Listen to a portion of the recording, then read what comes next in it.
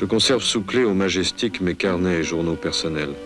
Comme j'ai été chargé par Speidel d'étudier aussi bien le dossier de l'opération Otari que la lutte pour l'hégémonie en France entre le général en chef et le parti, on a installé dans ma chambre un coffre spécial d'acier. Naturellement, de pareilles armures ne sont que les symboles de l'intangibilité personnelle.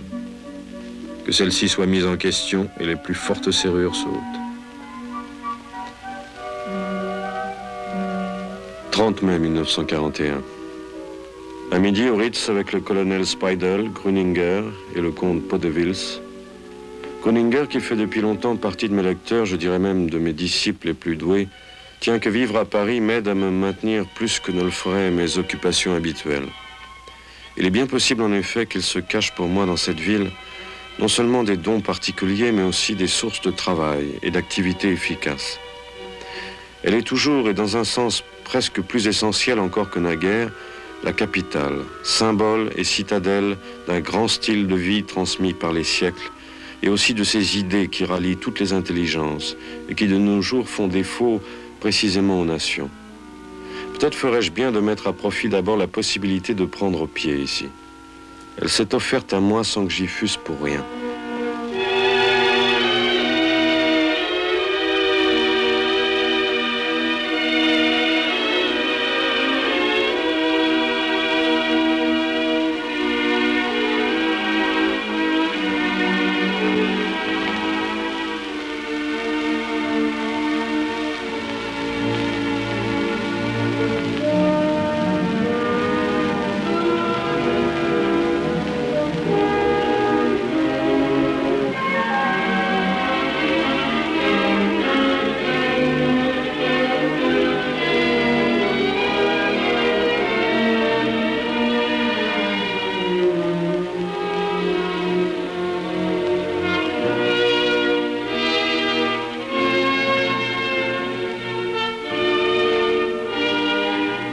Avril 1941.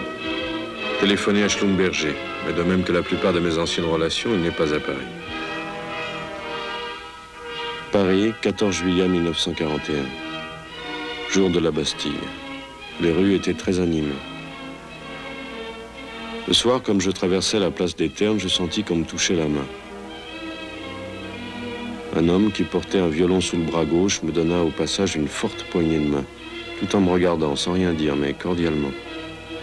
Cette rencontre avait quelque chose de singulièrement réconfortant, et elle améliora aussitôt mon humeur jusqu'à la mélancolique.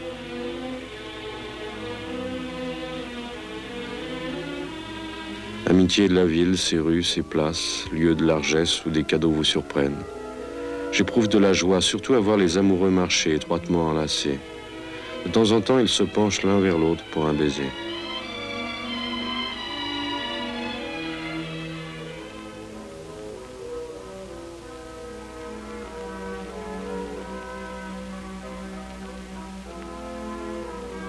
Amitié de la ville, ses rues, ses places, lieux de largesse, où des cadeaux vous surprennent.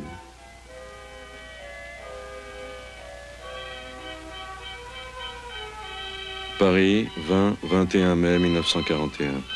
À midi, je relevais avec ma compagnie la garde à l'hôtel Continental. Auparavant, rassemblement sur l'avenue de Wagram. J'y ai fait exécuter les maniements d'armes auxquels nous nous étions exercés durant tout un mois. Puis j'ai fait défiler au pas de parade devant la tombe du soldat inconnu. Nous sommes passés aussi devant la statue de Clémenceau, qui avait pourtant bien prévu tout cela. Je lui ai fait un léger signe, comme entre augures. La nuit a été agitée, parfois même bruyante, car on m'a amené plus de 40 personnes appréhendées au cours des patrouilles dans les rues ou dans les cafés et hôtels. Il s'agissait surtout de soldats ivres ou d'autres sans permission régulière que l'on avait ramassés dans les petits hôtels de passe. On amenait en même temps les filles avec lesquelles ils s'étaient distraits. Dans une fournée ramassée à Montmartre se trouvait aussi une petite prostituée de 18 ans qui se mit au garde à vous comme les soldats pour saluer. Comme cette demoiselle était fort gaie et possédait un bon moral, je la fis asseoir et bavarder avec nous dans le poste. Je la gardais ainsi comme un canari dans cet endroit pitoyable. J'écris ces lignes un peu fatigué encore à la terrasse de la brasserie Lorraine. 1er mai 1941, place des Ternes. Muguet dont j'achetais un petit bouquet en l'honneur du 1er mai, lequel est bien pour quelque chose aussi dans ma rencontre avec Renée, une toute jeune vendeuse dans un grand magasin. Paris offre des rencontres comme celle-là, sans qu'on ait presque à les chercher. Dîner, puis au cinéma. Là, j'ai effleuré sa poitrine. Tout le temps des actualités, la salle est restée éclairée, sans doute pour empêcher des manifestations.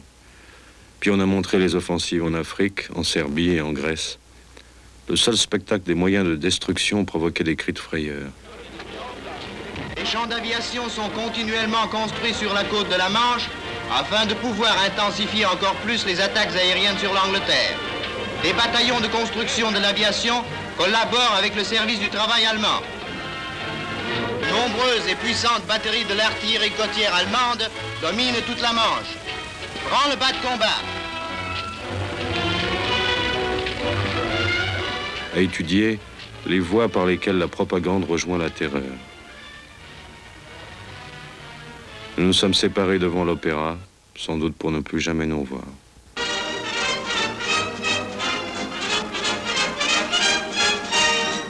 La bourse vient de rouvrir ses portes et après plusieurs mois de sommeil connaît une certaine animation. Le public n'est pas encore admis aux séances et seulement les professionnels munis de cartes spéciales ont pu pénétrer dans l'enceinte. Signalons que les agents de change sont seuls pour l'instant à pouvoir opérer. Ce sont en effet uniquement les valeurs d'État et les obligations industrielles qui sont actuellement cotées. Il est certain que l'ouverture de la bourse ne pourra qu'accentuer la reprise économique et industrielle de notre pays. L'essence est devenue précieuse. Économisons-la. Aux halles, la charrette à bras est reine. Paris se trouve ainsi privé de ses transports habituels, mais, et ces images le prouvent, il n'y a pas plus ingénieux et débrouillard que le Parisien.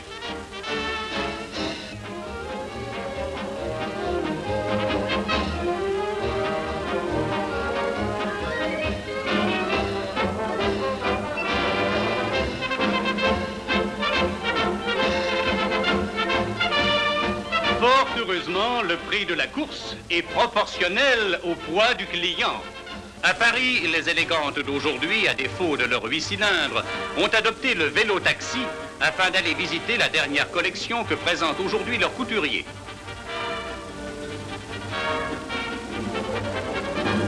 Et voici Frima, un bien charmant pyjama de jersey d'un rouge assez vif et complété d'un manteau de même jersey doublé de mouton blanc. Un ensemble créé par les exigences de la vie actuelle, dernier métro. La robe assez courte et tout en paillettes de jet. Le manteau est orné d'un bien joli capuchon bordé de loutre. Noël. La jupe est en velours noir et le corsage en lamé blanc et argent.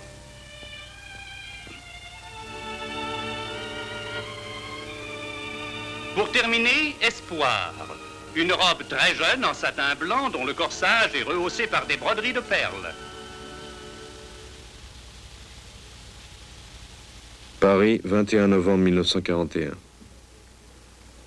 Le soir, durant une demi-heure chez Weber, la doctoresse est venue à me parler d'un médecin qui prend des photographies de moribonds afin d'étudier et de fixer les agonies provoquées par les différentes maladies.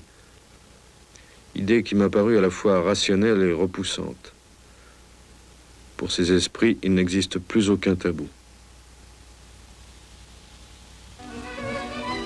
Antonio, véritable artiste capillaire, s'inspire d'antiques coiffures grecques portées jadis par les élégantes athéniennes qu'il adaptera ensuite au charme de la parisienne d'aujourd'hui.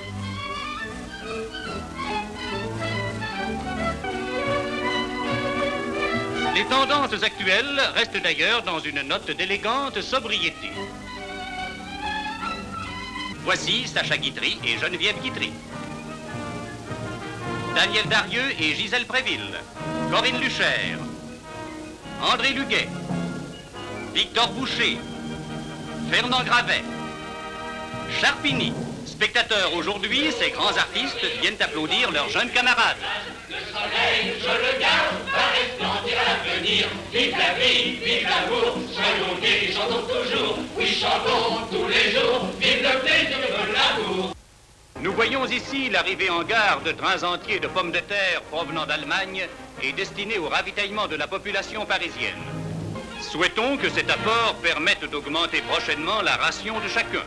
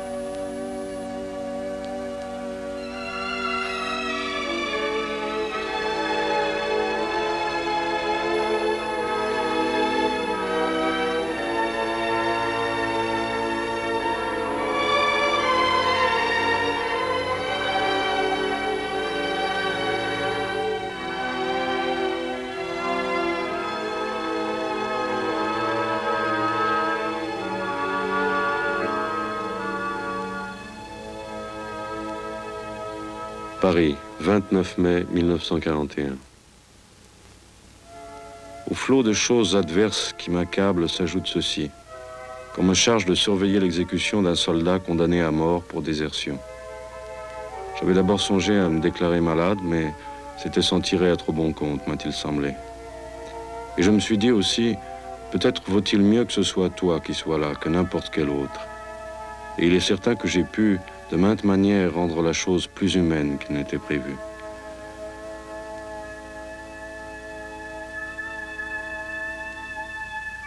Je dois bien m'avouer aussi que c'est un mouvement de curiosité supérieur qui l'a finalement emporté.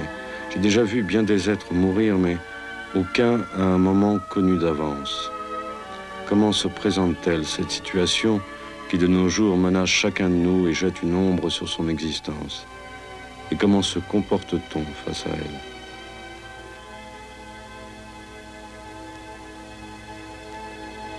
Je me suis rendu ensuite avec le juge à l'endroit prévu, un petit bois près de Robinson.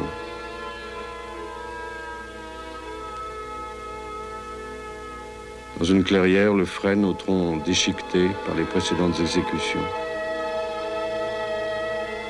On voit deux séries de traces, en haut celle des balles visant la tête et plus bas celle des balles visant le cœur.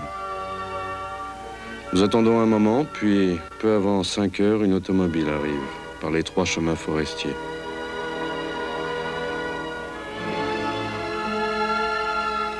Nous envoyons descendre le condamné avec 2 gardiens de prison et le pasteur. Par derrière vient un camion. Il transporta l'équipe des fossoyeurs et le cercueil, lequel a été conformément au règlement commandé de taille normale et au moindre frais.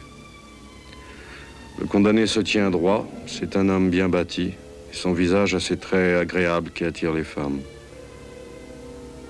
On donne lecture de la sentence.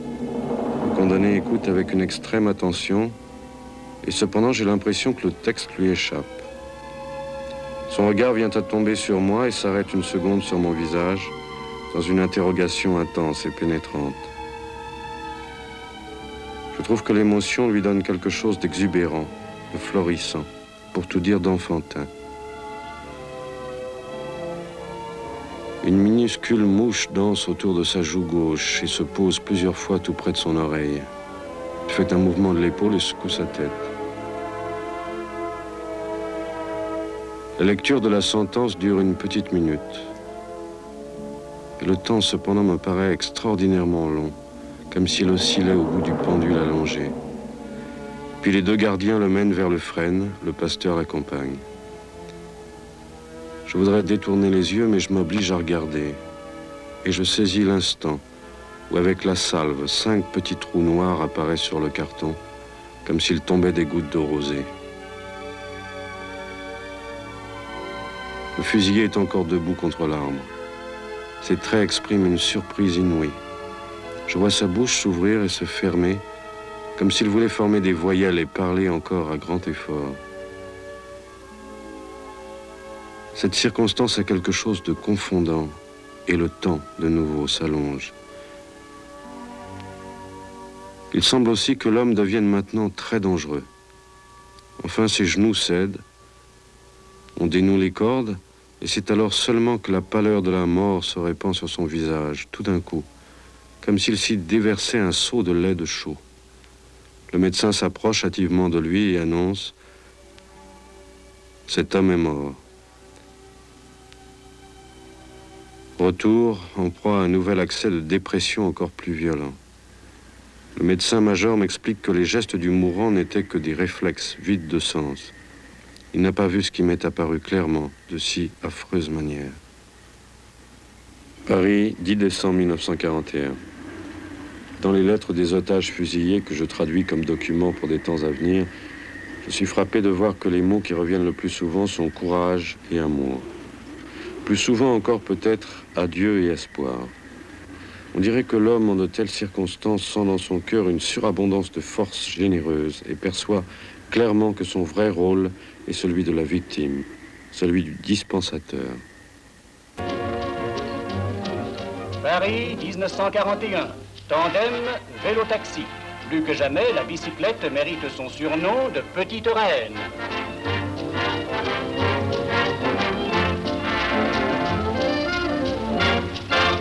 Vincennes, ironie cruelle pour les pensionnaires du zoo, Madame André Leroy présente ici même ses dernières créations.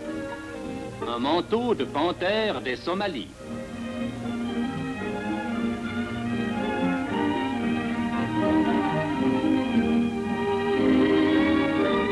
Devant la fosse aux ours, un 3/4 en ourson.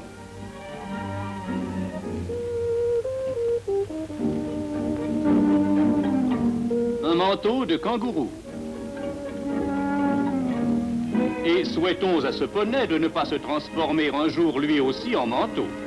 Élégance encore chez cette grande modiste qui a su créer des chapeaux charmants et originaux avec ce nouveau succédané du bois, la fibrane. Ces réalisations peuvent être placées sous le signe de la collaboration.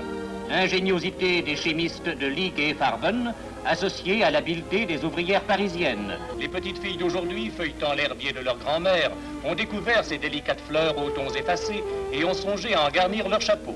Mais l'ingéniosité de nos modistes parisiens n'a pas de borne. Et voici quelques modèles de chapeaux économiques d'Albouy confectionnés tout simplement en papier journal.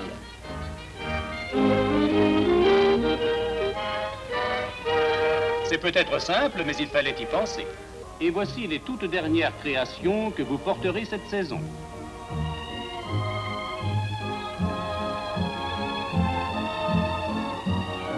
La nuque très dégagée est toujours à la mode.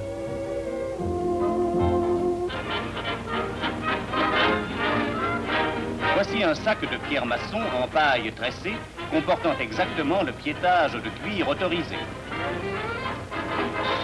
Marché noir, un vaste sac en maroquin rouge pouvant remplacer à la rigueur le disgracieux filet à provision.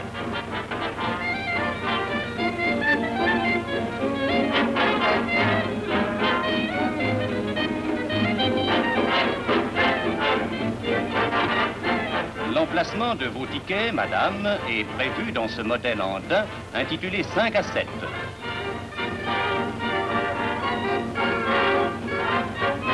Sa forme rappelle celle d'une enveloppe. À Paris s'est tenue l'exposition de la chaussure 41, dont certains modèles s'inspirent des sabots de nos paysans.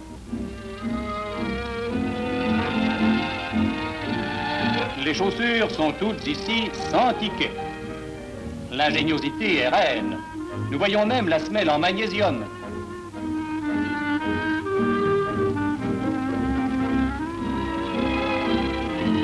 Les talons en verre, incassables espérons-le, la semelle tout en bois souple. Mais la dernière trouvaille de Paris, c'est le bas de soie sans soie. Il s'agit tout simplement, mesdames, de vous teindre les jambes. C'est facile et pratique. Il suffisait d'y penser. Et déjà, aux élégantes ont remplacé la jarretière par le pinceau.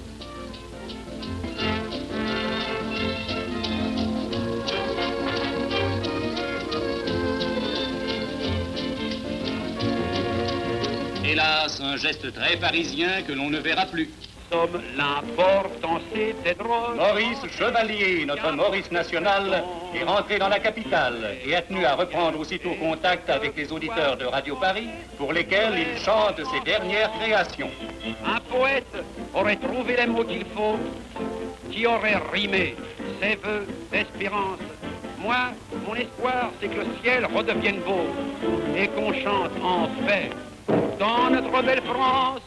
Tra la la la la la, tra la la la la la, tim pa poum pa la, tim pa poum pa la, avec un ou deux petits hop là, si vous voulez savoir ce que mon cœur pense ce soir, en chantant comme ça, tim pa poum pa la, c'est notre espoir, espoir.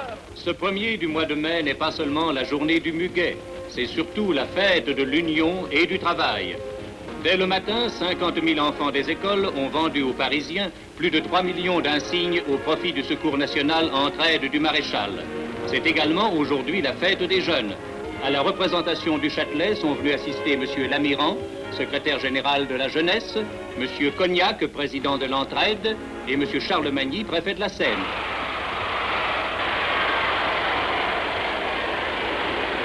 Gaieté et rire au cirque d'hiver. Au Palais des Sports, Bordas ouvre le spectacle.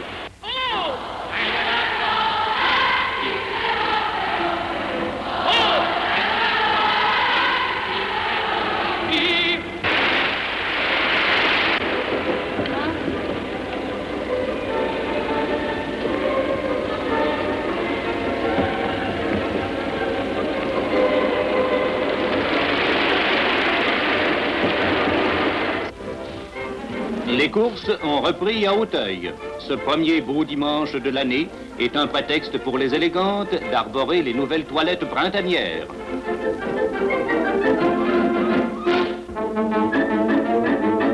Le départ pour le prix Robert Hensi.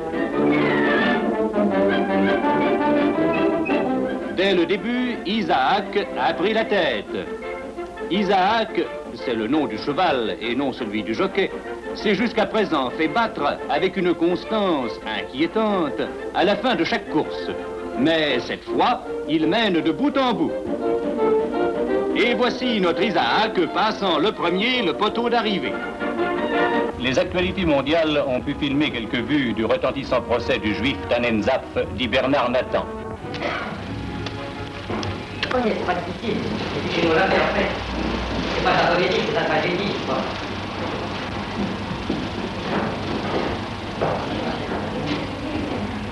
Notre présence indiscrète gêne l'inculpé qui préférerait, on le conçoit, plus de discrétion.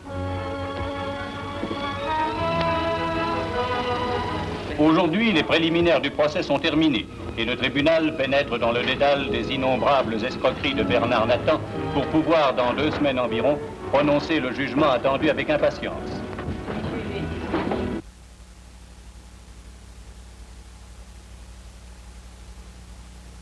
Historique à Berlin.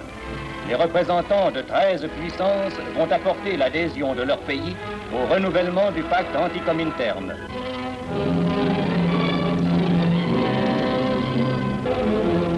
Eure Exzellenzen, meine Herren, im Namen des Führers und der Reichsregierung begrüße ich die heute hier. M. von Ribbentrop salue tout d'abord les représentants des premiers États co-signataires, l'Italie, le Japon, le Mandchoukou, la Hongrie et l'Espagne, à qui viennent aujourd'hui se joindre la Bulgarie, le Danemark, la Finlande, la Croatie, la Roumanie, la Slovaquie et la Chine. Ainsi a déclaré le ministre des Affaires étrangères du Reich dans un discours qui devait avoir la plus haute portée historique. Ainsi est constitué un front d'État aussi large que le monde. Nos gouvernements et nos peuples n'auront point de cesse que le communisme ne soit définitivement évincé du globe. Et M. von Ribbentrop ajoutait, même en France, la conscience européenne commence à se manifester. Pour la première fois dans son histoire, l'Europe est sur le chemin de l'union. La nouvelle Europe est en marche. Le maréchal a convié tous les Français à faire ce qu'il a appelé la révolution nationale, c'est-à-dire une vraie révolution, rompant délibérément et définitivement avec tout ce qui a conduit la France dans l'état où elle se trouve actuellement. Nous avons le tort en France, un tort qui nous est très dommageable, et aujourd'hui plus que jamais, d'enfermer tout ce qui constitue à nos yeux le problème français dans l'unique question des difficultés franco-allemandes. Mais non! Les intérêts français, comme d'ailleurs aujourd'hui tous les intérêts nationaux, dépendent de solutions beaucoup plus vastes. Nous sommes entrés dans un temps d'évolution où les peuples, de par l'interdépendance de leurs innombrables intérêts, se prennent les uns dans les autres, s'articulent les uns aux autres, conjoignent leurs substances, de sorte que de plus en plus, l'Europe s'unifie, ainsi que l'avait prédit Napoléon. Et non seulement l'Europe s'unifie, mais l'Asie s'unifie. Et non pour se séparer de l'Europe, mais au contraire, pour opérer sa soudure avec elle. Rien d'étonnant donc à ce qu'il soit dit à la France aujourd'hui, si vous consentez à être pleinement et sans réserve sur l'Atlantique, ce bastion du nouvel ordre du monde, alors le grand rôle que représente ce poste sera confié à la force française et la France sera pleinement la France. Et j'ai fait cette politique parce que j'ai le sentiment qu'un continent est en train de s'organiser et que la France doit s'intégrer librement dans la nouvelle Europe. Tout mon effort est uniquement inspiré par le souci que j'ai de défendre mon pays. Mais dans ma tâche ingrate, difficile, redoutable, j'ai besoin de votre compréhension et de votre concours. L'Allemagne, elle, vient de faire un effort de compréhension. Si les Français me comprenaient mieux et voulaient m'aider, je suis sûr que je pourrais leur apporter d'autres soulagements et de nouvelles raisons d'espérer. Je voudrais que tout ce que je viens de dire servit à éclairer à vos yeux le sens profond du mot collaboration. C'est pour nous le salut. C'est pour nous plus que le salut. Car ce salut ne se rapporterait qu'à notre ancienne vie, tandis que s'ouvrent devant nos yeux les immenses perspectives d'une vie nouvelle. Paris, 7 décembre 1941. L'après-midi à l'Institut allemand, rue Saint-Dominique. Là, entre autres personnes, Merlin, grand, osseux, robuste, un peu lourdeau, mais alerte dans la discussion, ou plutôt dans le monologue. Il dit combien il est surpris, stupéfait que nous, soldats, nous ne fusillions pas, ne pendions pas, n'exterminions pas les Juifs. Si les bolcheviks étaient à Paris, il vous ferait voir comment on s'y prend.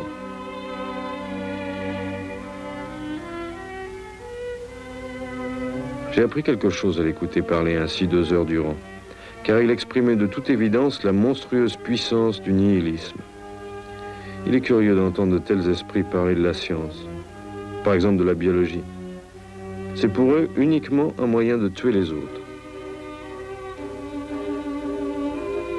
Paris, 8 octobre 1941. À midi avec Speidel chez l'ambassadeur de Brinon, au coin de la rue Rude et de l'avenue Foch. Le petit palais où il nous a reçus appartiendrait à sa femme, qui est juive, et qui à table ne l'a pas empêché de se moquer des Youpins. J'ai fait la connaissance là de Sacha Guitry, que j'ai trouvé agréable, bien que chez lui l'acteur dépasse de beaucoup le poète. Il possède une exubérante personnalité telle que je me figure celle de Dumas père. Je me suis entretenu avec Louis de Mirbeau, dont il m'a raconté qu'il était mort dans ses bras, lui chuchotant à l'oreille dans un dernier souffle « Ne collaborez jamais », ce que je note pour ma collection de dernières paroles. Paris, 24 juin 1941. Depuis 3 jours déjà, nous sommes en guerre avec la Russie. Étrange comme cette nouvelle m'a peu affecté. À vrai dire, dans une époque comme celle-ci, la faculté d'enregistrer les faits devienne limitée. Nous risquerions sinon de ne leur offrir qu'un certain vide.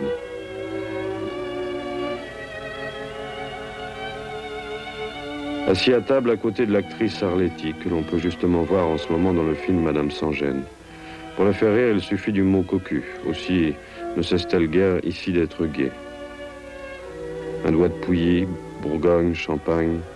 À l'occasion de ce déjeuner, une vingtaine de policiers avaient été postés dans les alentours. Paris, 10 janvier 1942. Le soir, nous sommes allés retrouver Poupée et Cocteau dans un petit cabaret en sous-sol, rue de Montpensier. Cocteau, aimable, tourmenté, ironique, délicat, s'est plaint de ce que l'on sabota ses pièces, bombes lacrymogènes jetées sur la scène, rats qu'on lâche dans la salle. Madrid. Premier départ des ouvriers espagnols allant travailler en Allemagne. À la gare même se déroule, en présence de M. Biron, ministre du Travail, une chaude manifestation d'amitié germano-espagnole à laquelle prennent part des délégations de la jeunesse phalangiste.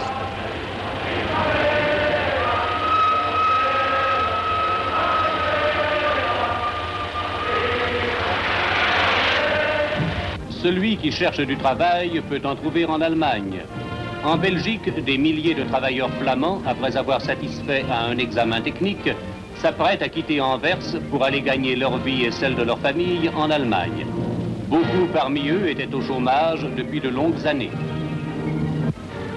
De même, des milliers d'ouvriers et d'ouvrières norvégiens ont quitté Oslo pour le Reich.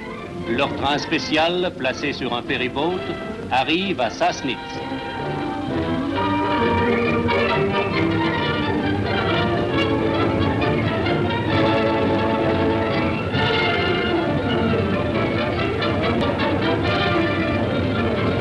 Ceux qui cherchent du travail en trouveront en Allemagne, peut-on lire sur les murs des villes françaises. Des ouvriers spécialisés actuellement en chômage se font inscrire auprès des services officiels afin d'aller gagner leur vie et celle de leur famille outre-Rhin. Ceci permet non seulement d'alléger sensiblement les crédits de secours accordés par l'État français, mais aussi de donner aux ouvriers l'occasion d'apprécier la valeur des institutions nationales socialistes allemandes.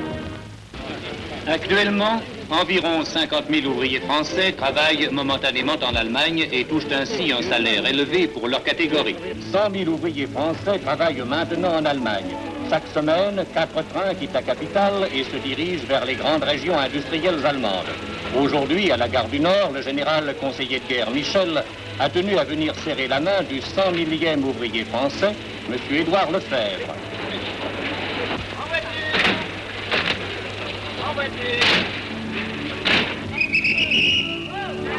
Cette vaste organisation a déjà apporté d'heureux résultats.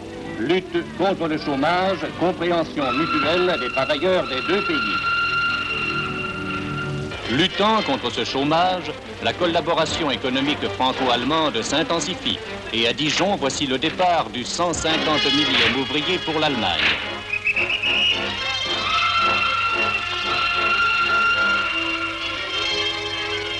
À Lyon, nombreux sont les ouvriers qui ont répondu à l'appel du maréchal et du président Laval. À Marseille, M. Lacombe, préfet délégué, vient saluer le départ pour l'Allemagne du 2000e travailleur volontaire.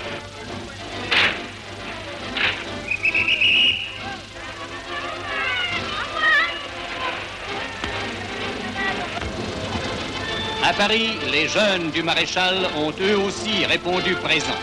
Ils quittent aujourd'hui la France pour l'Allemagne afin d'aller faire un stage dans des écoles d'apprentissage.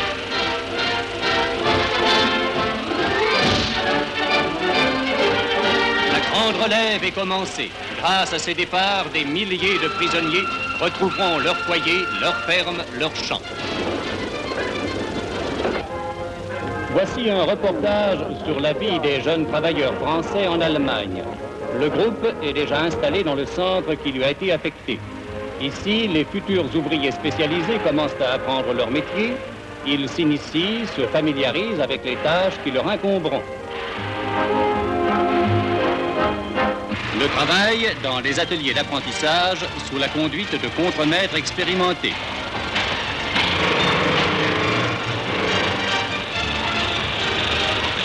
Nos compatriotes ont su se plier à toutes les tâches.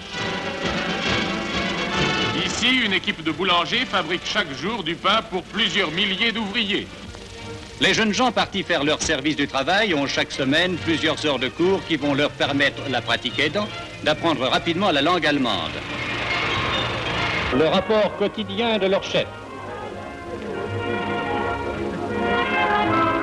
Ils emploient leurs dimanches et leurs heures de loisirs à visiter l'Allemagne et nous voyons notre groupe dans les rues de la vieille cité d'Augsbourg.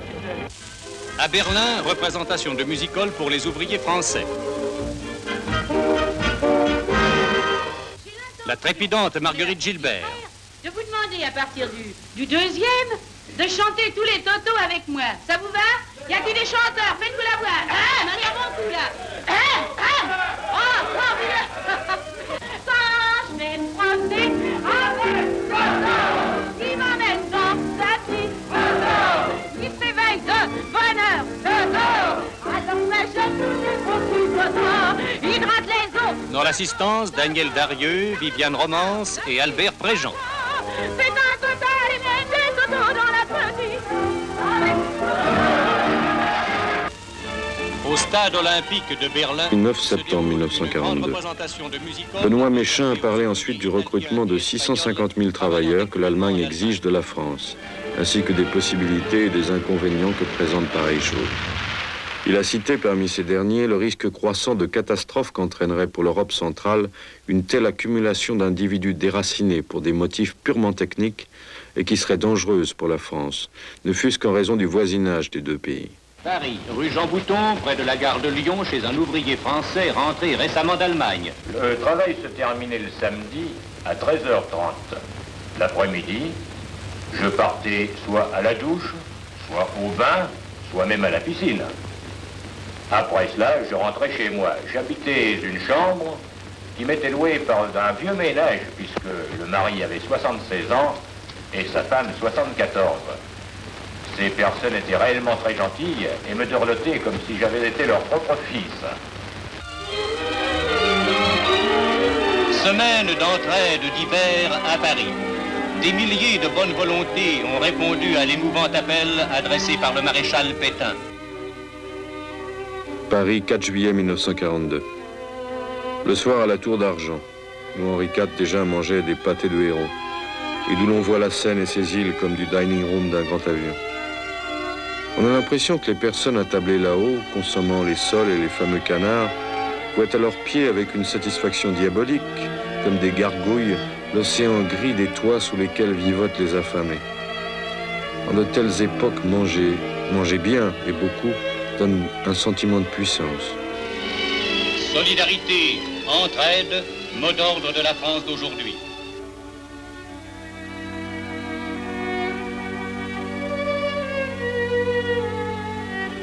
Avec Cocteau, Goepel, Carlo Schmitt et quelques autres chez Calvet, boulevard Saint-Germain.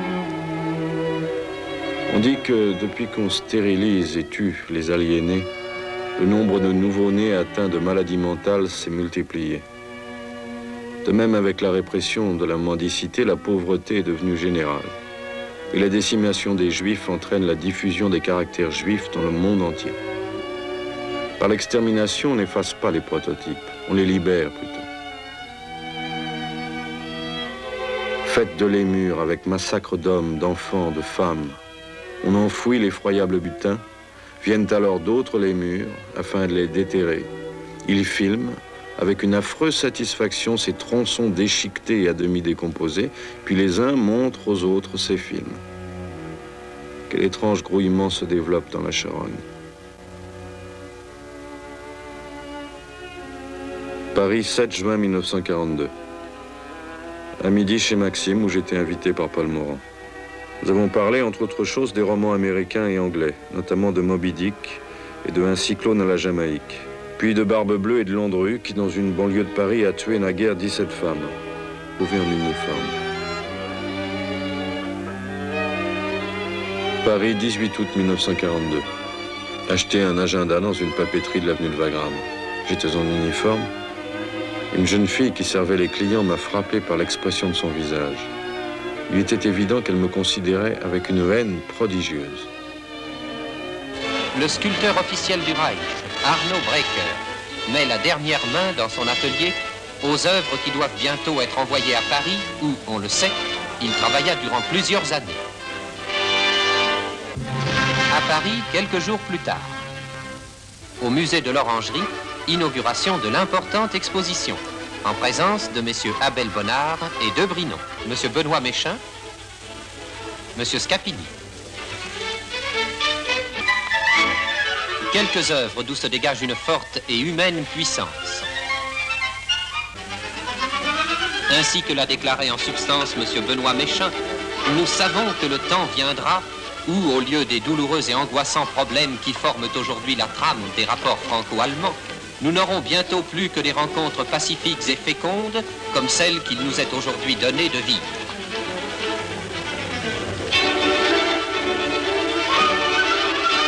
Paris, 22 juillet 1942. Chez Picasso cet après-midi. Sur une étroite porte, une feuille de papier était fixée où l'on voit écrit au crayon bleu le mot « Ici ». Quand j'eus sonné, la porte me fut ouverte par un petit homme en simple blouse de travail, Picasso lui-même. Je l'avais rencontré autrefois à quelques instants et j'ai eu de nouveau l'impression de voir un magicien. À propos de la guerre, il m'a dit « À nous deux, tels que nous voilà assis ici, nous négocierions la paix cet après-midi même. Ce soir, les hommes pourraient illuminer. » Paris, 3 mars 1942. Le soir, chez Ramponneau, après le dîner, un bruit sourd est venu de l'extérieur qui m'a fait penser à une explosion. C'est pourquoi j'ai noté la minute. Puis comme d'autres grondements se faisaient entendre, nous avons conclu qu'il s'agissait d'un de ces orages de printemps qui ne sont pas rares ici à cette époque. Mais Abt avait demandé au garçon s'il pleuvait déjà. Celui-ci répondit « Ces messieurs prennent cela pour un orage, je croirais plutôt que ce sont des bombes. » Après quoi, nous nous décidâmes de nous en aller, et une fois dehors, nous avons entendu en effet les tirs de la DCA. On voyait aussi les fusées éclairantes des Anglais, d'un jaune-orange, flottant dans le ciel au-dessus de l'océan des toits. La canonnade continua longtemps encore après que je me fusse couché. J'ai lu durant ce temps un essai de Dubos sur les Goncourt, et un chapitre du livre de Samuel. Le feu de l'artillerie formait à ma lecture un de ces décors de notre époque auxquels je suis de plus en plus capable de m'intéresser sans passion.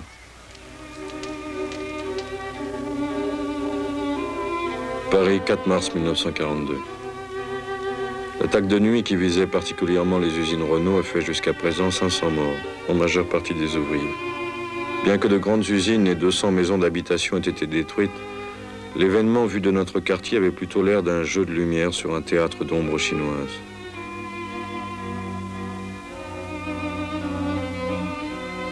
Paris, 3 octobre 1942. En effet, qu'est-ce qui importe maintenant dans ce pays? Que ces vieux nids, les villes, ne soient point retournés par la charrue et que des succursales de Chicago ne soient pas montées sur leurs ruines, comme cela arrivera pour l'Allemagne.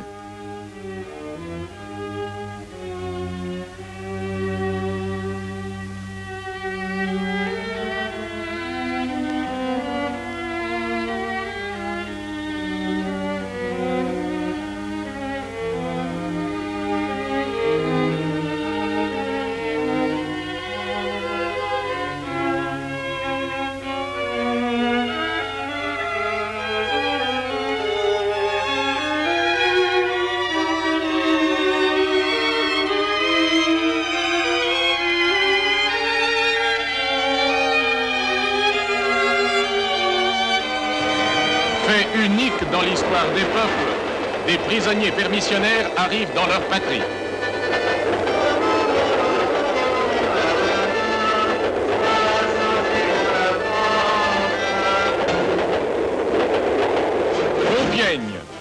nom pour tant d'hommes est devenu synonyme de libération. Monsieur l'ambassadeur de Brinon et monsieur André Masson accueillent les 1000 premiers libérés. Et c'est Compiègne, où déjà, sur l'autre quai, les attendent les ouvriers volontaires partant pour l'Allemagne, les artisans de la relève. Émouvante minute de fraternité française. Mais voici le président Laval, accompagné de l'ambassadeur des prisonniers, M. Scapini, et des La grande relève est commencée. Un espoir se lève pour ceux des camps. Au Palais des Sports de Berlin, le docteur Goebbels, ministre de la propagande du Reich, prononce un discours capital dans lequel il démontre que si le peuple allemand donne son sang pour sauver l'Europe, il est normal que le reste de l'Europe mette son travail à la disposition du Reich.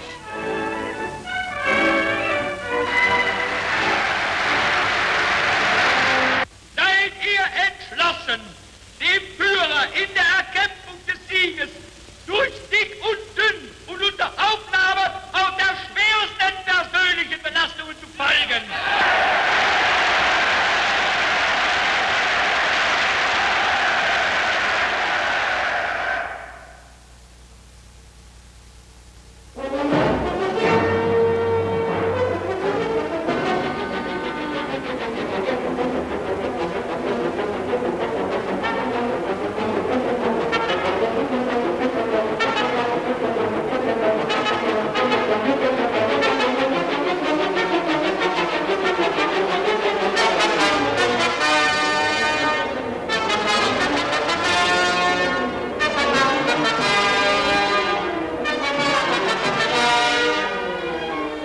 Paris, 6 mars 1942. Le soir au Raphaël. J'y ai rencontré Weinstock et Gröninger, lequel était plein de capriciaux rapportés de l'Est. Peut-être surgira-t-il un jour pour ces désastres un nouveau Goya qui sera descendre jusqu'au noir absolu. Sur les routes où passent les convois, on voit des cadavres sur lesquels ont roulé des milliers de chars qui ont fini par les aplatir comme des feuilles de papier. On passe sur eux comme sur des épreuves photographiques ou comme sur des silhouettes que l'on verrait se refléter dans le gel épais et lisse de la route.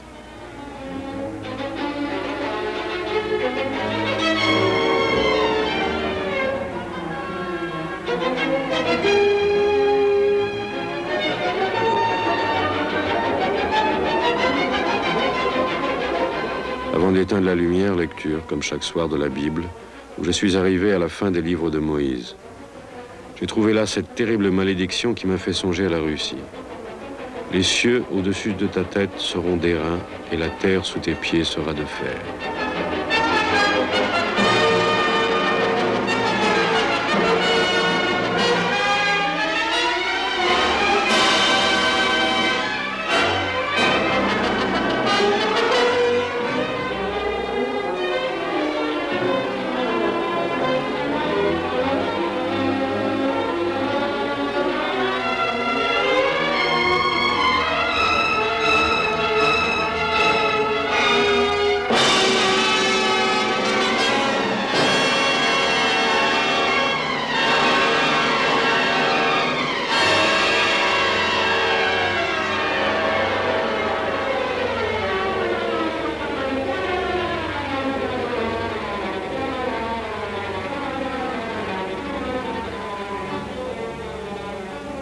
Paris, 23 février 1942. L'après-midi, au palais Talleyrand, pour prendre le thé chez le général commandant en chef, Otto von Stülpnagel, qui nous quitte. C'est en ces généraux que se révèle l'impuissance de la bourgeoisie et de l'aristocratie. Ils ont assez de jugement pour voir clair dans la marche des événements, mais il leur manque la force et les moyens nécessaires pour affronter les esprits qui ne connaissent d'autre principe que la violence. Les nouveaux maîtres se servent d'eux comme de gardes champêtres.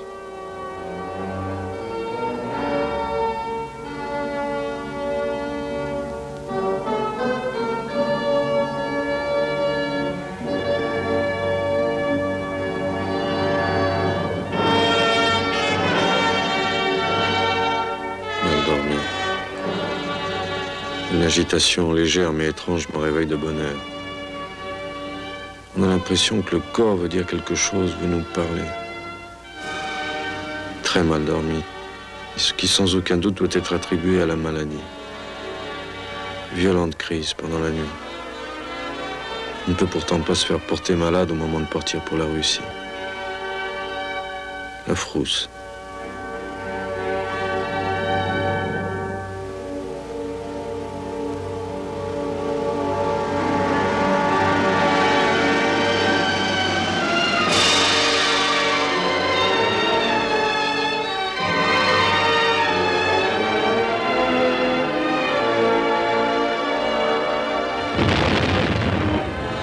De l'Allemagne, toute l'Europe s'est unie et prend part à la croisade anti-bolchevique. Partout s'engagent des volontaires. L'Italie, fidèle alliée de l'Allemagne, envoie sur le front russe d'importantes divisions motorisées que le Duce passe en revue à Vérone. Au Danemark, des bureaux de recrutement fonctionnent dans toutes les villes. Le peuple roumain acclame les soldats qui vont mener la lutte contre leur ennemi héréditaire. En Espagne, des manifestations hostiles au bolchevisme se multiplient, tandis que les premiers volontaires espagnols partent à leur tour vers le front de l'Est. À Orléans, ils vont être accueillis par les personnalités allemandes. C'est à Versailles, à la caserne Borgnis-des-Bordes, que s'est rassemblé le premier contingent de la Légion anti-bolchevique. Monsieur Pierre Laval et monsieur Marcel Déat, monsieur l'ambassadeur de Brinon, arrivent à Versailles afin d'assister à la cérémonie poignante au cœur de tous les Français, le salut aux couleurs. Les trois couleurs s'élèvent dans le ciel de l'île de France pour la première fois depuis 15 mois.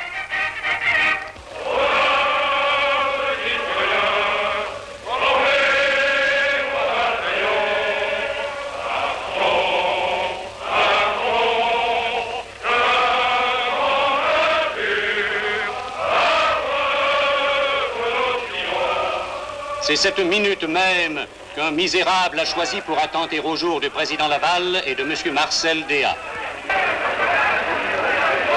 Le gouvernement français a immédiatement fait justice de cet acte méprisable.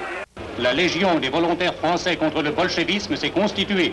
Sa première réunion a lieu au Vélodrome d'hiver.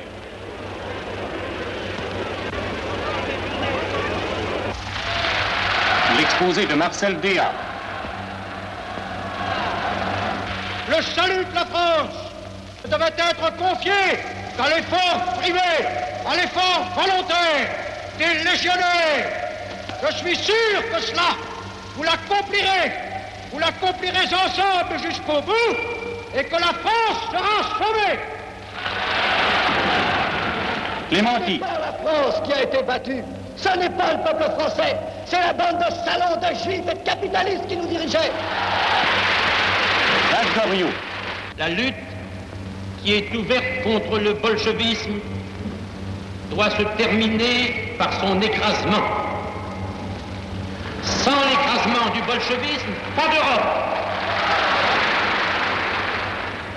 Disons-le tout net, si la France veut rester une puissance européenne et mondiale, si la France veut rester digne de l'Europe, il faut qu'elle se batte avec elle contre le bolchevisme. Il n'y a pas d'autre issue pour nous. Au Vélodrome d'hiver, les combattants de la Légion des volontaires français contre le bolchevisme, acclamés par 20 000 spectateurs, lancent un vibrant appel à la jeunesse de France. Le capitaine de Bassompierre. Vous imaginez mon émotion et ma joie d'avoir vu en Russie, sur un territoire grand comme un département français, au-dessus de nos 32 points d'appui que nous occupions alors, flotter notre drapeau que chaque matin nos légionnaires hissent avec amour. Monseigneur Mayol de Lupé. C'est un beau mystère, une chanson de geste qu'écrivent nos gars à la pointe de leur baïonnette, avec l'encre de leur sang, sur cette immense page blanche de la neigeuse steppe russe. Jeunesse de France, comprendrez-vous le spirituel de la Légion française? Le lieutenant Jacques Doriot monte à la tribune. Grâce à la Légion, la France a la possibilité de reconstituer la seule force militaire qui peut être acceptée en Europe, puisqu'elle concourt à la défense commune. Ne sait-elle pas, notre jeunesse, que si elle ne combat pas la jeunesse d'Europe qui donne son sang à flot sur le front de l'Est, n'aura que mépris pour elle. Avoir 20 ans, vivre à l'époque la plus grandiose de l'histoire humaine et faire le zazou physiquement et moralement. Quelle décrépitude et quelle déchéance!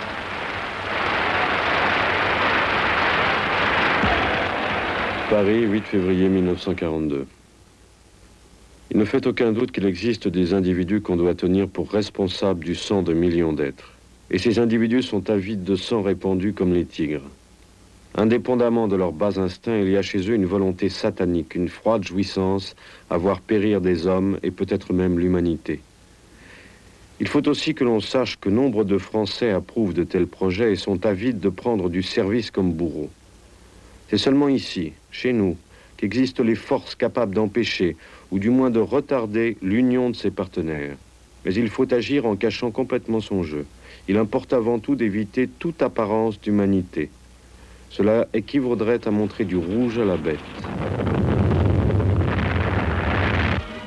Un nouveau contingent de légionnaires français arrive sur le front de l'Est. La présentation du drapeau aux recrues qui, selon les règles internationales, ont dû revêtir l'uniforme allemand afin de ne pas être considérés par l'ennemi comme francs-tireurs.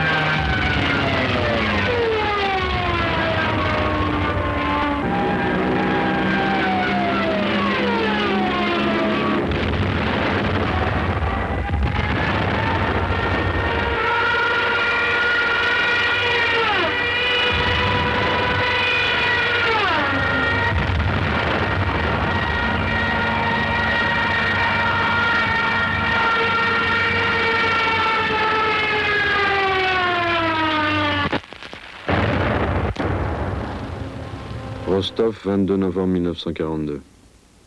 Promenade à travers la ville. Les images de désenchantement se multiplient. Les seules denrées en vente libre sont des graines noires de tournesol que des femmes exposent dans des corbeilles plates sur le seuil des maisons calcinées. Pour ce qui est du commerce, on ne voit à part les vendeuses de graines de tournesol que de petits cireurs de bottes munis de brosses ou des gamins qui ont fabriqué de petits chariots pour transporter le pactage des soldats. Ils préfèrent à l'argent du pain ou des cigarettes. Changer de l'argent. Les billets russes portent encore l'effigie de Lénine. Pour calculer le change, l'employé s'est servi d'une machine à calculer formée de grosses boules qu'elle fit agilement voltiger dans tous les sens. Entrez l'après-midi dans l'un des rares cafés où l'on a le droit d'obtenir des denrées en vente libre. Un petit morceau de gâteau y coûte 2 marks, un œuf 3 marks. L'habillement frôle la mascarade. On dirait que les gens mettent sur leur dos tous les vêtements qu'ils possèdent et ne les retirent même pas pour dormir. Au milieu de la foule, de nombreux uniformes hongrois ou roumains le plus souvent, et parfois totalement inconnus, comme ceux des volontaires ukrainiens ou de la police locale. Après la tombée de la nuit, on entend claquer des coups de feu sur les terrains désolés où s'élevaient autrefois des usines au voisinage de la gare. Par malheur, l'équipement que j'ai emporté est insuffisant. Je ne me doutais pas que même de simples miroirs de poche, des couteaux, du fil à coudre, de la ficelle étaient introuvables ici. Heureusement, je tombe toujours sur des personnes qui me rendent service. Assez souvent, ce sont des lecteurs. Je compte leur aide parmi mes richesses. Kourinsky, 13 décembre 1942. De grand matin, départ pour Kourinsky. Peu après Maïkop, la route s'engagea dans des montagnes recouvertes d'épaisses forêts. Sur les bords de la forêt, des écriteaux « Attention, danger, partisans, tenir ses armes prêtes ».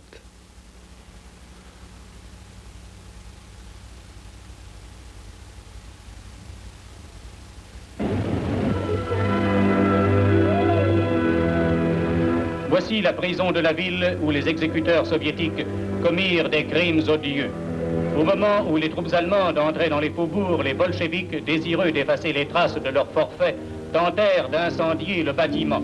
C'est en effet peu avant la prise de la cité par les forces du Reich que les agents juifs de la GPU avaient massacré ici avec une rare bestialité les nationalistes ukrainiens.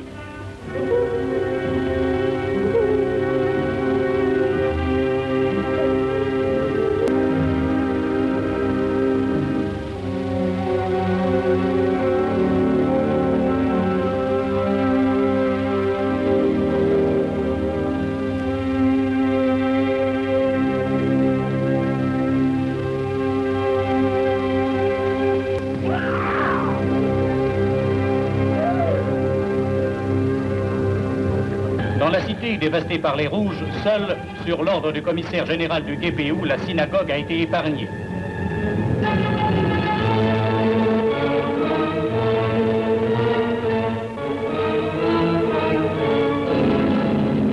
En Ruthénie Blanche, les paysans se rassemblent afin d'écouter la lecture de nouvelles lois agraires promulguées par les autorités allemandes d'occupation. Cette réforme importante libère la classe rurale de son long servage en lui donnant la libre jouissance de ses terres et propriétés. Les kolkhozes ne sont plus. Devant l'église, entourant leur pop, les Ruthéniens écoutent les vieux cantiques sacrés. La Russie renaît à la vie.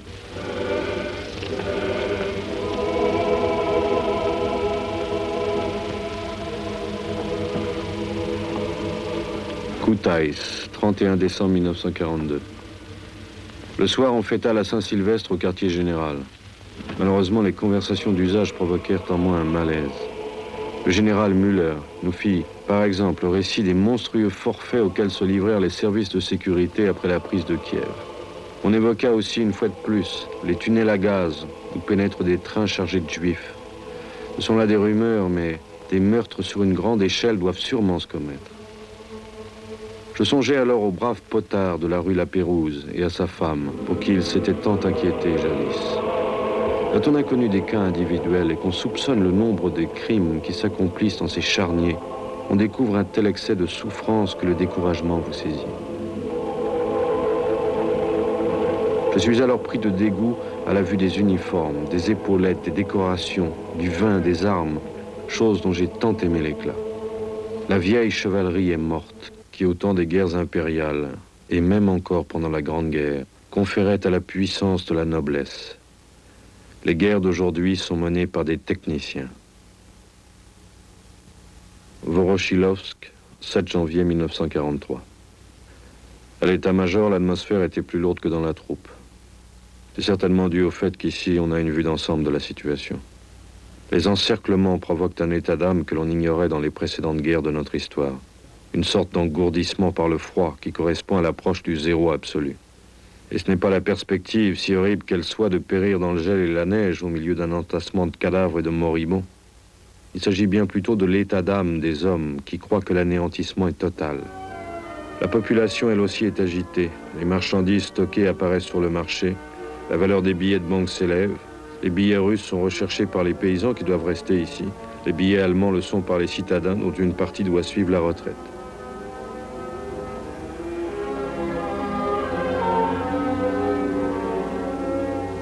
Le nombre total des prisonniers soviétiques atteint maintenant 2,5 millions.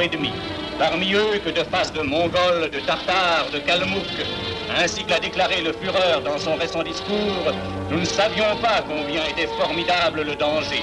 Nous avons été près de l'anéantissement de l'Europe. Ça aurait été le déferlement d'un nouveau Gengis Khan.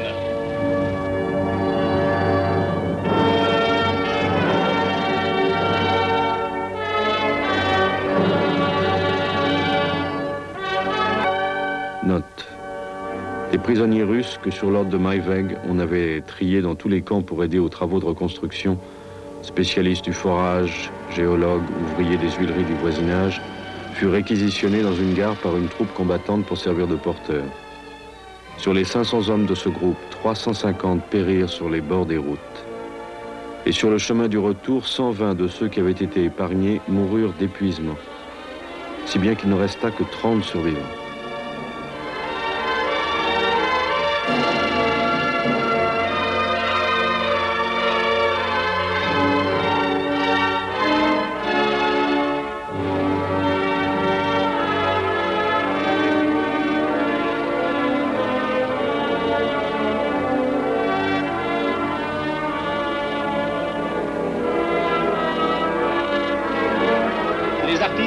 l'orchestre au complet du Grand Opéra de Berlin arrivent à Paris où, on le sait, ils ont donné plusieurs représentations qui remportèrent un vif succès. Peu après, Madame Winifred Wagner arrivait à son tour dans la capitale où elle était reçue par le docteur Epting, directeur de l'Institut allemand. Madame Wagner devait également assister au cours de son séjour au grand concert symphonique donné au Palais de Chaillot sous la direction de M. Herbert von Karajan.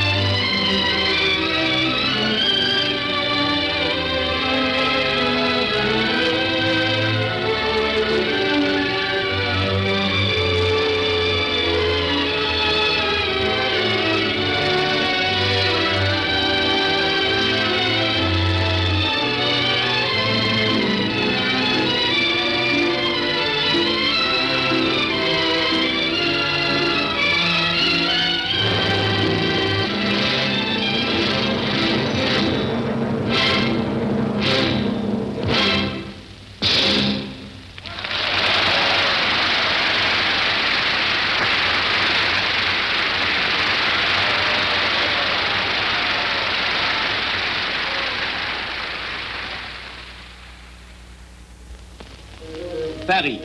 La célèbre vedette de l'écran, Zara Leander, est venue visiter la capitale.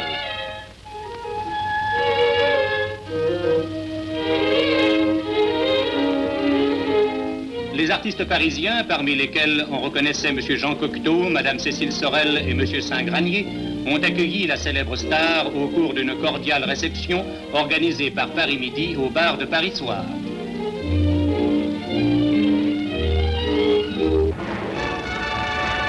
Aujourd'hui, des artistes parisiens accueillent Marika Rock. Et nous voyons ici la charmante vedette bavardant avec André Claveau, aux côtés de Reine Paulet et Jean Cyrano.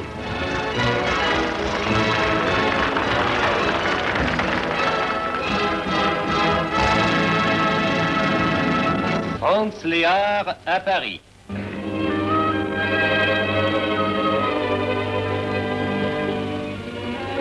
Le grand compositeur est venu diriger lui-même à la Gaîté Lyrique la 1038e représentation dans la capitale de la célèbre opérette Le Pays Sourire.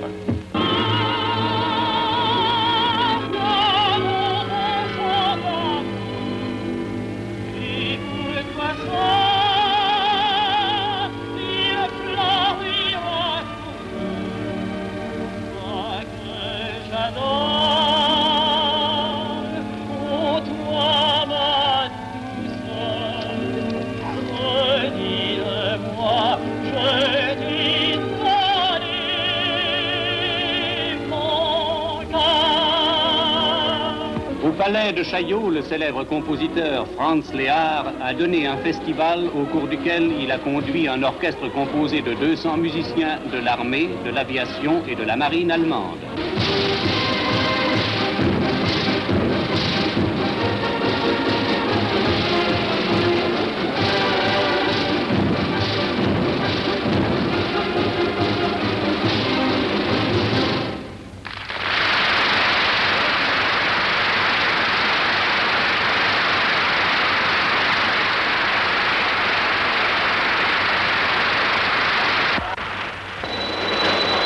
Dans une grande usine près de Paris.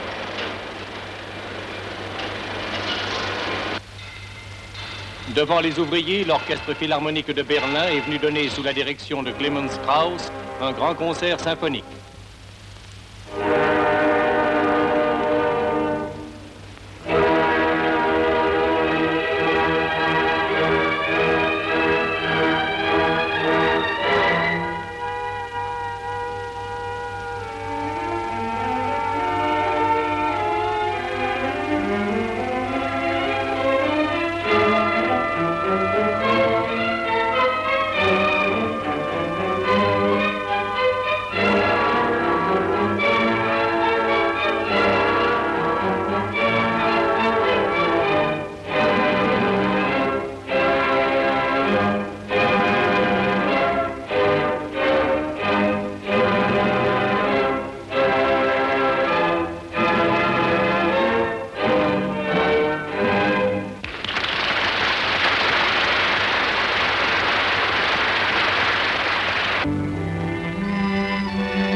Comédie Française accueille M. Henrik Georges, le célèbre acteur allemand que l'écran a popularisé, venu avec la troupe du Schiller Théâtre de Berlin jouer l'Alcade de Salamea.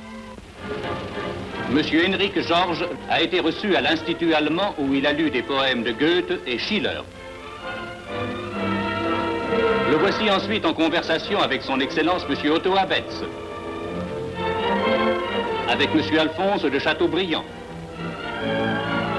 avec Mme Abetz et Serge Liffard. À la Comédie Française, les artistes allemands sont venus applaudir leurs camarades français. Paris. Arrivée de M.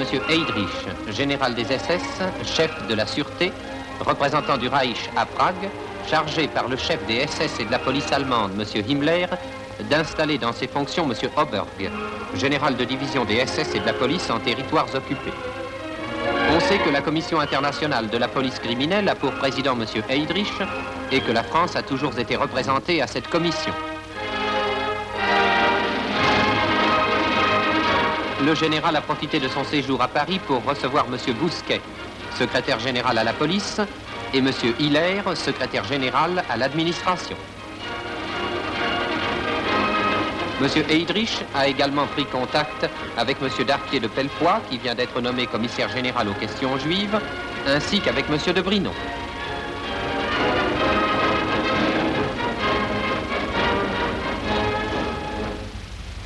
Paris, 12 septembre 1943. Ici également, la haine augmente sans cesse, mais dissimulée, comme au fond d'eau stagnante. Un grand nombre de gens reçoivent à présent de petits cercueils par la poste. Paris, 16 novembre 1943. Le soir, à l'Institut allemand. S'y trouvait le sculpteur Brecker et sa femme, une grecque. Puis arrivèrent Madame Abetz et les sympathiques Abel Bonnard et Drieux-La Rochelle, avec qui j'ai échangé des coups de feu en 1915. Ensuite, des scribouillards à gages, des bons hommes qu'on ne voudrait pas toucher avec des pincettes. Tout ce monde mijote dans un mélange d'intérêt, de haine, de crainte, et certains portent déjà sur leur front le stigmate des morts horribles. Il y a 10 ans, Adolf Hitler prenait le pouvoir. En ce soir historique, à travers Berlin, les colonnes des SS et des SA défilèrent devant le Führer. L'œuvre gigantesque, trop peu connue en France, entreprise par le Reich. Premier but, enrayer le chômage qui sévissait dans l'industrie et qui s'élevait en 1932 à plus de 5 millions de sans-travail. En 10 années, ce chiffre effrayant a pu être ramené à 335 000. 10 années d'efforts social. Avant tout, créer un peuple sain et fort. 28 000 garderies étaient créées. La tâche de la jeunesse hitlérienne, fondée en 1926, comprend l'éducation physique, spirituelle et morale. En 1939, 90% de la jeunesse allemande en faisait partie. Tous les peuples, aux époques héroïques de leur histoire, ont donné naissance à un art architectural nouveau. Inspiré par le Führer lui-même, des centaines de monuments en lignes pures et nobles ont surgi sur tout le territoire du Reich. 16 octobre 1943. De 1934 à 1940, dans la soirée, visite de Bogo, qui arriva en compagnie de Husser. Tour d'horizon. Puis il a parlé de ses voyages. À ce propos, quelques secrets. J'ai été surtout bouleversé par les détails qu'il m'a donnés sur le ghetto de Lodz, ou comme on dit maintenant, de Litzmannstadt. 120 000 juifs vivent dans ce ghetto, compressés au maximum, et ils travaillent pour l'armement. Ils ont mis sur pied l'une des plus grosses entreprises de l'Est. Ils sont indispensables, ce qui leur permet de gagner du temps. Cependant, les juifs déportés affluent sans relâche des pays occupés. Pour les liquider, on construit des fours crématoires à proximité des ghettos. On y transporte les victimes dans des voitures inventées, dit-on, par le nihiliste en chef Heydrich. Les gaz d'échappement y sont refoulés vers l'intérieur, transformés ainsi en cellules de mort. Il existe, paraît-il, une deuxième manière d'exécuter. Avant de les brûler, on fait venir les victimes, nues, sur une plaque de fer, à travers laquelle on fait passer un courant électrique. On en est arrivé à ces méthodes parce qu'il s'est trouvé que les SS chargés d'abattre les victimes à coups de feu dans la nuque ont souffert de troubles nerveux et s'y sont à la fin refusés. Ces fours crématoires n'exigent qu'un personnel restreint. Ceux qui sont destinés au four crématoire doivent être nommés par le chef du ghetto. Après de longs conciliabules avec le rabbin, il désigne les vieillards et les enfants malades. Parmi les invalides, beaucoup se présenteraient de leur propre gré, car de telles horreurs finissent toujours à la gloire des persécutés. Il paraît que dans ce ghetto, personne n'engendre d'enfants, sauf les membres de la secte la plus pieuse, celle des Chassidim. 4 juin 1943. La résistance des Juifs au ghetto de Varsovie semble avoir pris fin avec leur destruction. Le temps seul jettera de la lumière sur ces événements. C'est la première fois qu'ils se battent, comme jadis contre Titus ou pendant les persécutions des croisades.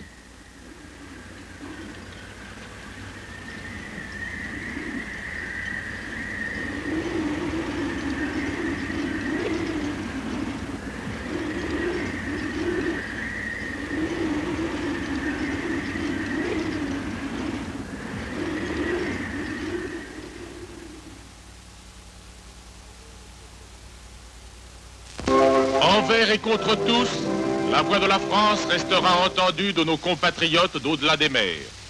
Les ondes iront porter le message de la patrie aux quatre coins du monde, à Madagascar comme en Syrie, en Nouvelle-Calédonie comme à la Martinique, en Indochine comme en Afrique.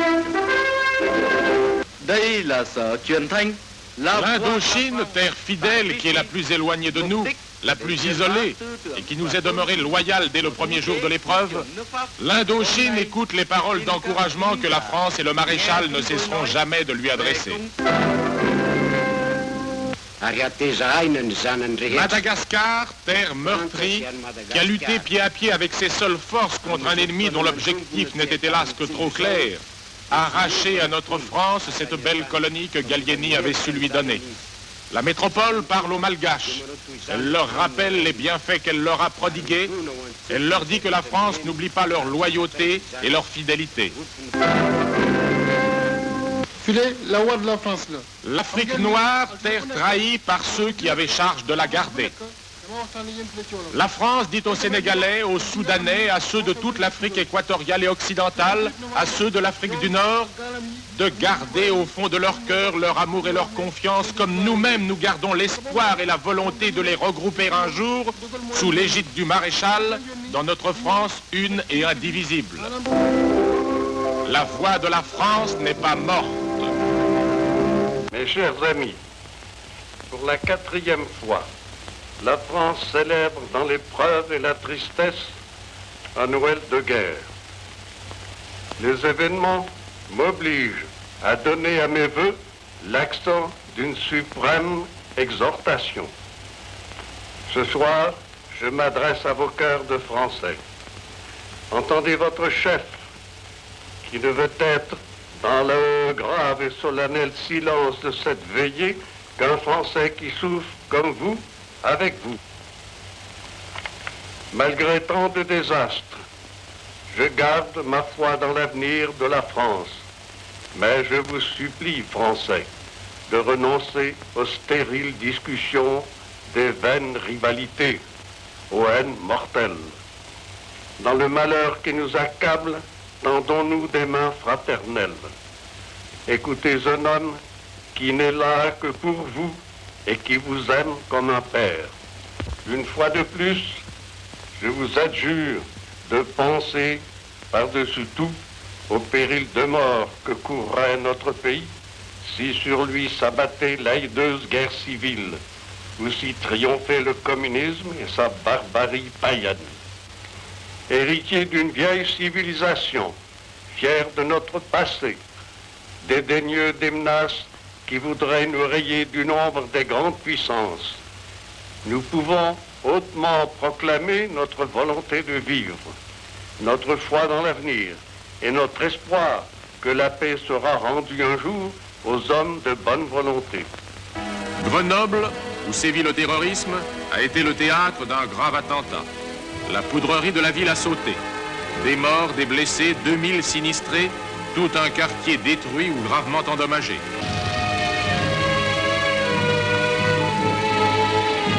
Le sang français coule à nouveau, mais cette fois versé par d'autres Français.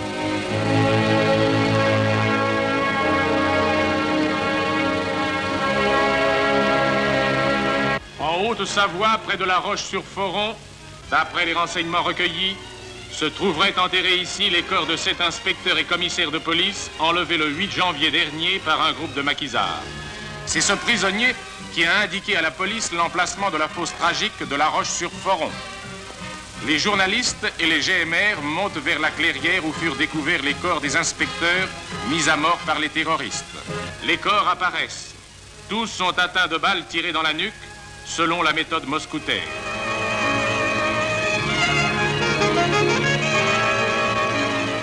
En Haute-Savoie, des opérations de police de grande envergure sont entreprises contre ceux qui faisaient régner sur la région une véritable terreur. Les patrouilles parcourent les rues. Les GMR ont établi de nombreux contrôles, là même où il y a peu de temps le banditisme régnait en maître. 60 meurtres par mois, 30 attentats quotidiens, telle était la moyenne. Les opérations se déroulent sans occasionner les effusions de sang souhaitées par les agents étrangers. Comment de tels crimes peuvent-ils se perpétrer sous le couvert du patriotisme ?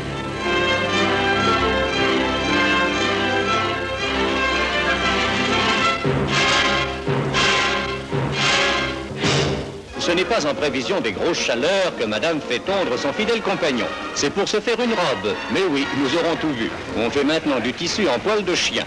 Après lavage, les poils sont soigneusement cardés, puis filés comme de la laine. Malgré les circonstances, modélistes, petites mains poursuivent leur travail afin que Paris soit toujours la capitale du goût et de l'élégance.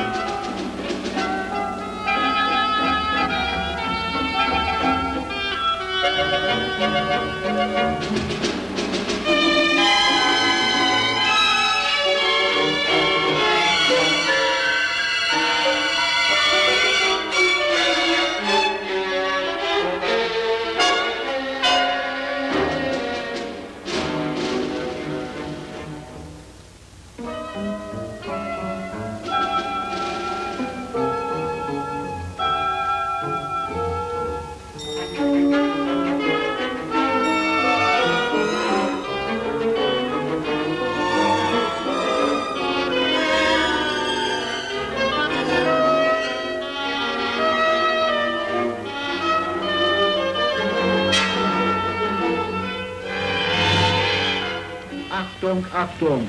Luftklare Meldung vom Divisionsgefechtsstand.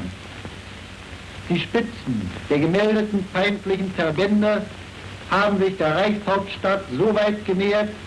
L'alerte est donnée. La circulation est aussitôt interrompue. Paris, 24 octobre 1943. Une lettre de Perpétua m'a enfin tranquillisé, et notamment sur la nuit d'horreur du 19. Kirchhorst a été atteint. Le feu a détruit des fermes et des granges. Perpétua s'est enfuie au jardin avec l'enfant. Tous deux se sont serrés contre le thuya, l'arbre de vie. Cette année-ci, j'ai perdu et mon père et ma ville natale. Pendant la Première Guerre mondiale, j'étais seul et libre. Je traverse cette deuxième guerre avec tous ceux que j'aime et avec tous mes biens. Dans le train, 17 juin 1943. Traverser les villes incendiées de l'Allemagne occidentale qui se succèdent comme les maillons d'une sombre chaîne. Et je pensais une fois de plus en les regardant, voici l'image de vos cervelles. Cette impression fut encore renforcée par les propos naïvement grossiers de mes compagnons de voyage, en qui le spectacle de ce monde de décombres ne faisait monter qu'un désir, le voir accroître. Ils espéraient voir bientôt Londres dans le même état. Impression d'être enfermé dans un wagon à bestiaux. Hitler a fait monter à la surface la bêtise brutale, la couche la plus basse de la volonté. Chacun reconnaît en lui sa propre image. Passé l'après-midi à Hanovre, que j'ai trouvé en ruine. Les endroits où j'avais vécu enfant, écolier, jeune officier, sont complètement rasés. Je suis resté longtemps devant la maison de la Krossenstrasse, que ma grand-mère avait habitée plus de 20 ans, et où je lui avais tant de fois tenu compagnie. Il y avait de l'activité au milieu des ruines. Le va-et-vient de la foule grise me rappela les images que j'avais vues à Rostov et dans d'autres villes russes. L'Est se rapproche. On a aussi l'impression que les visages changent. Et non seulement qu'ils se fatiguent, se creusent et s'appauvrissent, ils s'imprègnent aussi de laideur morale. Je m'en aperçois surtout dans les salles d'attente où l'on croirait être assis dans une cage au milieu de bêtes sauvages. Paris, 1er septembre 1943. Dans mon carnet d'adresse, je me vois contraint de faire de plus en plus fréquemment les signes suivants. Un tel mort, un tel sinistré. Rêver que j'avais perdu les insignes de mon uniforme, l'aigle du Reich, aussi bien sur la casquette qu'à la tunique. Ensuite, que je me tiens à la tête d'un pont jeté par-dessus le fleuve obscur. Sur cette arche avancée, l'existence devient chaque jour plus intenable, plus menacée de chute, à moins que n'y parvienne de l'autre bord comme un reflet son complément, son achèvement. Mais un brouillard épais recouvre la rive opposée. Et il est bien rare que sortent de ces ténèbres des lumières, des sons indistincts.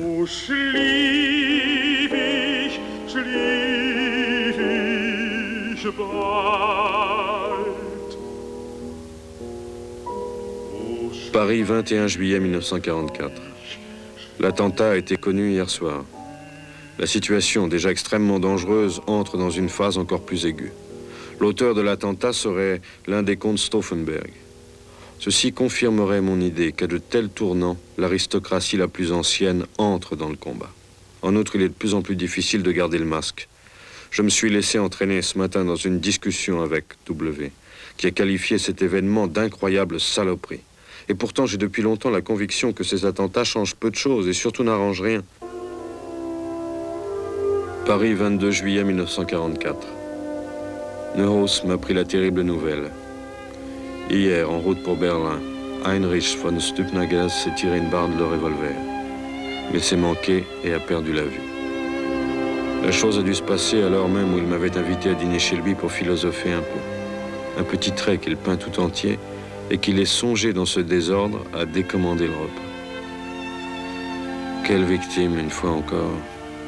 Et justement dans ces petits cercles des derniers chevaliers, des libres esprits, de ceux qui pensent et sentent au-delà des mornes passions des masses.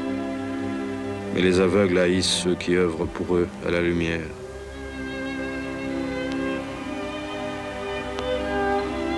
Les Américains sont dans les environs de Rennes, de Mayenne, de Laval et coupent la Bretagne. Paris, 17 mai 1944. La ville manque de plus en plus de courant et de gaz. Nous vivons un état de siège d'un nouveau genre. Les attaques ne sont point tant dirigées contre les usines et les entrepôts que contre les voies de communication et la distribution d'énergie, très normal d'une guerre entre travailleurs. Les attentats épaulent l'action des bombardiers lourds. Avec tout cela, les rues sont toujours pleines de jolies femmes. Elles portent des chapeaux neufs, très hauts, en forme de turban. C'est la mode de la tour de Babel.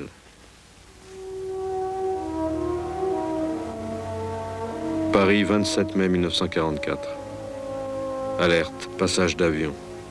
Du toit du Raphaël, j'ai vu par 2 fois en direction de Saint-Germain s'élever d'énormes nuages à la suite d'explosions, tandis que des flottes aériennes s'éloignaient à grande hauteur. La seconde fois, tandis que le soleil se couchait, je tenais à la main un verre de Bourgogne où flottaient des fraises. La ville, avec ses tours et ses coupoles rougies par le couchant, s'étendait dans sa beauté puissante, tel un calice de fleurs, survolé, en vue d'une fécondation mortelle. Tout était spectacle, pur déploiement de pouvoir, confirmé et sublimé par la souffrance.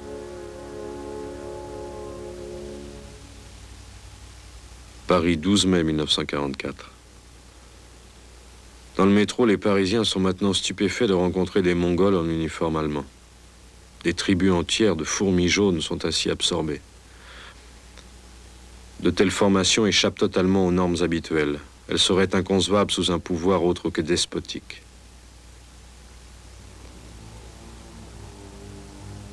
Paris, 8 juin 1944. À midi, chez Florence Jay Gould. Elle s'est levée de table pour répondre au téléphone et nous dit en revenant « La bourse reprend, on ne joue pas la paix ». Il semble du reste que c'est l'argent qui possède les antennes les plus sensibles et que les banquiers jugent la situation avec plus de soin, plus d'exactitude et de prudence que les généraux.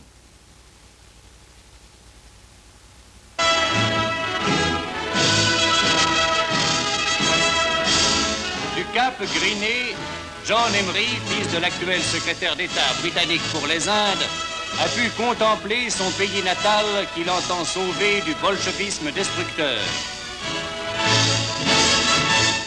Dans une casemate du mur de l'Atlantique, M. Emery parle aux ouvriers français qui travaillent aux gigantesques fortifications et démontre que le monde de demain sera ou bolchevique ou national-socialiste. Il ne saurait plus être capitaliste.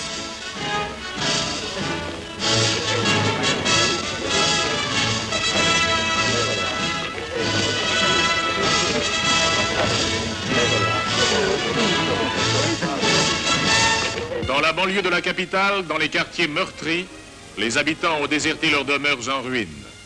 Mais les concierges qui ont eu une conduite héroïque au cours des récents bombardements sont restés fidèles à leur loge. À l'hôtel de ville, M. Pierre Tétinger remet des diplômes aux concierges parisiens qui, au mépris des dangers, ont accompli leur devoir et les tâches qui leur avaient été assignées. À l'occasion de la fête du travail, 4000 bouteilles de vin de Grand Cru saisies au marché noir sont distribuées par la milice aux ouvriers sinistrés de Paris. En ce jour qui est le leur, un peu de réconfort est ainsi apporté à ces travailleurs qui ont tout perdu au cours de la nuit tragique du 21 au 22 avril. Vous êtes paisiblement chez vous.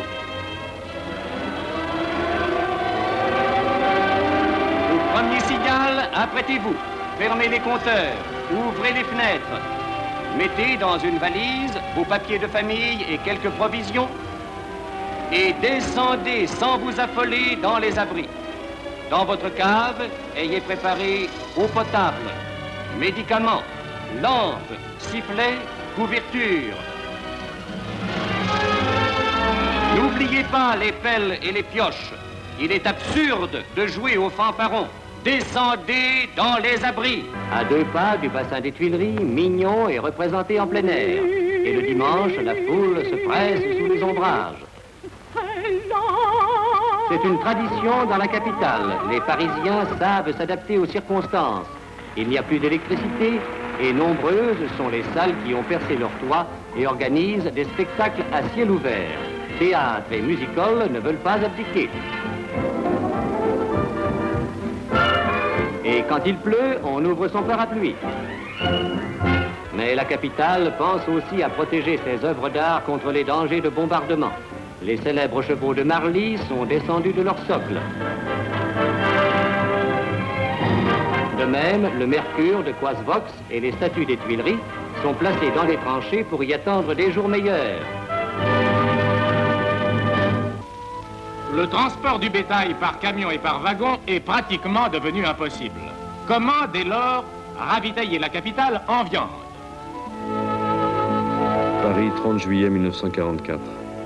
Par un remarquable mécanisme de l'histoire, les souillures des Allemands ressortent dans la mesure même où leur fortune diminue. Ils apprennent maintenant, comme l'ont fait les Juifs, ce que veut dire être objet de scandale. Valeriu Marcu avait coutume de dire que le vaincu a la peste au corps. Une sorte de panique se propage au Raphaël.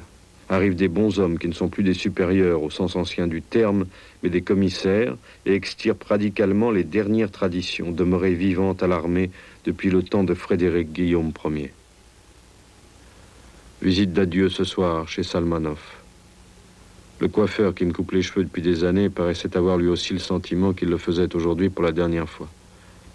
Ces mots d'adieu répondaient à l'esprit de son état et à sa sympathie pour ma personne. J'espère que les choses s'arrangeront. Paris, 8 août 1944.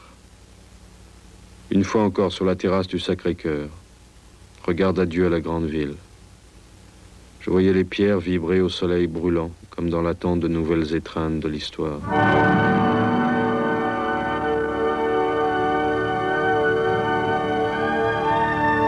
Les villes sont femmes et ne sont tendres qu'aux vainqueurs. En route, 14 août 1944. Départ subi à la tombée de la nuit. L'après-midi, dernières entrevues. J'avais mis la chambre en ordre et posé un bouquet sur la table. J'ai distribué des pourboires. Malheureusement, j'ai oublié dans le tiroir d'une armoire des lettres irremplaçables.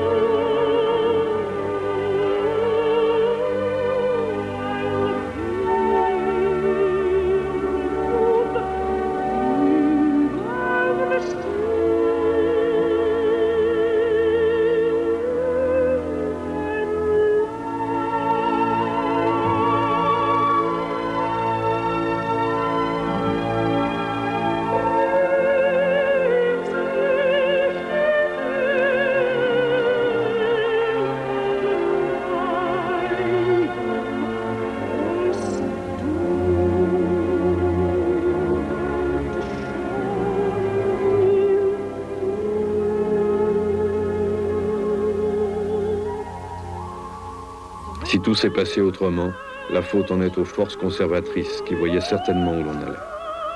De plus, la jeunesse allemande avait manqué d'instinct. C'était à ces garçons, durs comme le fer, coriaces comme le cuir et rapides comme des lévriers, que Hitler adressait avec raison ses harangues, comme aux partisans qu'il souhaitait. C'est-à-dire à une catégorie d'hommes qui, le cas échéant, auraient été produites dans des usines métallurgiques et des fabriques de cuir à l'aide de sperme animal.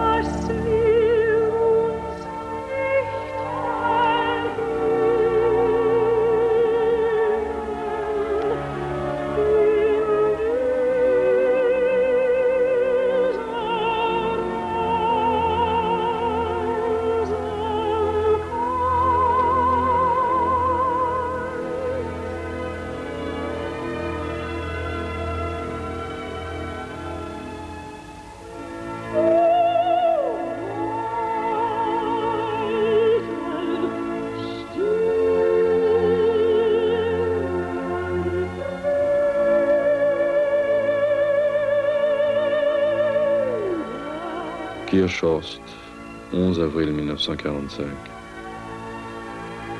On peut voir le nécessaire, le comprendre, le vouloir, l'aimer même, tout en se sentant pénétré d'une douleur infinie.